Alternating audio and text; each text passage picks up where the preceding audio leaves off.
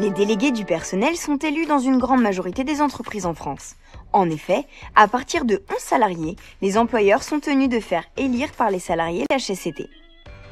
La mission des DP consiste essentiellement à porter à la connaissance de l'employeur les réclamations et observations des salariés à propos de possibles entraves réglementaires ou discriminations.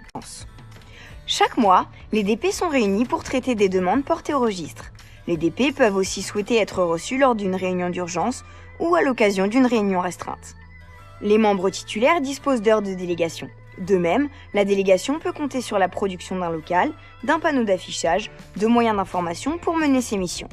La loi ne prévoit pas d'accès obligatoire à la délégation du personnel profite d'un statut plus protecteur en matière de modification de leurs conditions de travail. Il en est de même au sujet des sanctions. Les DP ne sont ni des experts en droit social, ni des avocats. Leur but est d'assurer aux salariés que leurs droits seront respectés. Les DP sont ainsi garants de l'application des obligations de l'employeur. Il arrive qu'un délégué du personnel soit choisi par un salarié pour l'assister lors d'un entretien préalable à une sanction. Il s'agit d'un rôle distinct de celui du DP. L'élu devient alors assistant du salarié. Les DP sont aussi consultés. C'est notamment le cas en matière de congés payés et de reclassement.